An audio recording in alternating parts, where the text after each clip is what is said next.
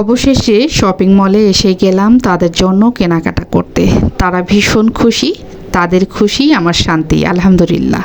Hello everyone, আসসালামু আলাইকুম। সবাই কেমন আছেন? আলহামদুলিল্লাহ, আমরাও ভালো আছি। সবাইকে রমজান মোবারক। সকালে ঘুম থেকে উঠে সব কাজকর্ম সেরে ফ্রেশ হয়ে বারান্দায় আসলাম, গাছগুলোতে পানি দিয়ে রেডি হয়ে বর্ণকে নিয়ে চলে যাচ্ছি শপিং মলে।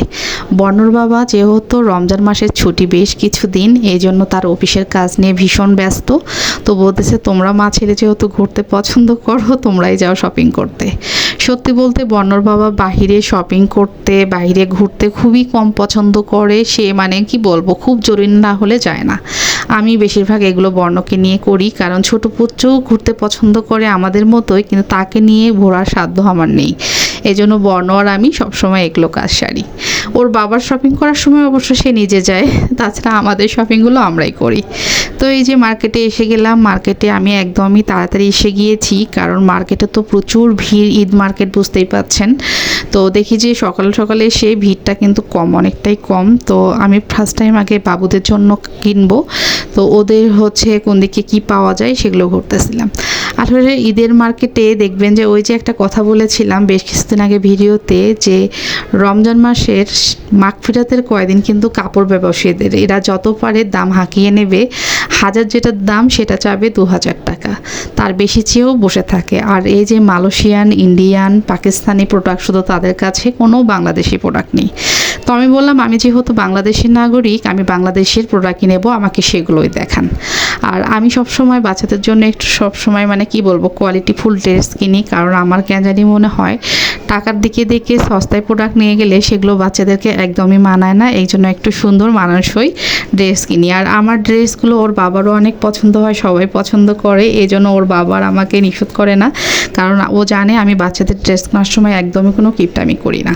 তো এই যে 2 তলা 4 তলা ঘুরে ঘুরে তাদের দুজনের ড্রেস কিনলাম। কিনে নিয়ে এই যে অবশেষে মার্কেট থেকে বের হয়ে আমি চলে আসলাম মিরপুর 1 নম্বরে। আর 1 নম্বরের অবস্থা দেখেন, কত মানুষ। আসলে রমজান মাস রহমত বরকতের মাস, রোজা ধরে থেকেও কিন্তু সবাই মার্কেট করতেছে, ঘুরতেছে, কোনো ক্লান্তি নেই, যে যার মতো সন্তে সুন্দর করে ঘুরে বেড়াচ্ছে। তো এখানে আমার পরিচিত দোকান থেকে বর্ণর জন্য প্যান্ট আমি নিলাম। নেওয়ার পরে সব মার্কেট শেষ, বাসায় চলে এসেছি, কারণ রান্না বান্না করতে হবে, বেলা গড়িয়ে যাচ্ছে। তো এজন্য হচ্ছে আর কি আমি রান্না করতে যাব, সব কিছু রেডি করেছি। এদিকে বর্ণ বলতেছে, প্লিজ আম্মু প্লিজ তুমি আমার একটু ড্রেসগুলো এবং ইরহামের ড্রেসগুলো সবাইকে দেখাও। তো কি করার, তার বাবা বলতেছে, ঠিক আছে দেখাও, এত কিছু যখন দেখাও ওর মনের আশাটা একটু পূর্ণ করো। তো এই যে সব গেঞ্জি বের করে করে সে দেখাচ্ছে কোনটা কেমন, কারটা কেমন সেগুলো দেখাচ্ছে। আর এদিকে জার্সি দেখাচ্ছে। এই জার্সি কেনার জন্য সে পাগল হয়ে গিয়েছিল। একদমই 1 নম্বরে বিশেষ করে এসেছি এই জার্সি কেনার জন্য, এই জার্সি আর তার প্যান্ট কেনার জন্য।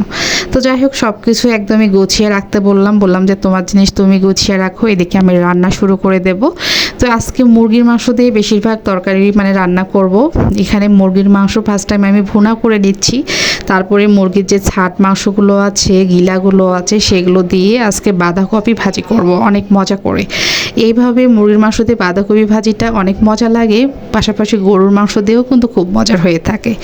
এদিকে এই যে বাটা মাছ একদমই ভাজা করব, এটা আমি সুন্দর করে ফ্রাই করে নেব, কারণ হচ্ছে ছোট মাছগুলো যেহেতু কাটা কাটা, বর্ণর বাবা ভাজা ছাড়া খেতে চায় না।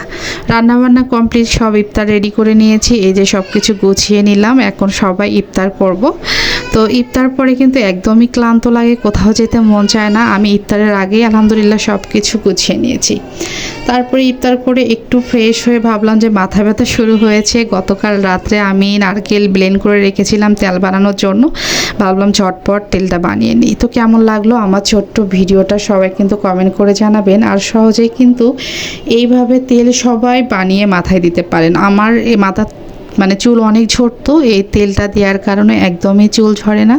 তো যাই হোক, সারাদিনের ক্লান্তি একদমই ভালো লাগতেছিল এই তেলগুলো দেখে। সবাই ভালো থাকেন, সুস্থ থাকেন, আল্লাহ হাফেজ।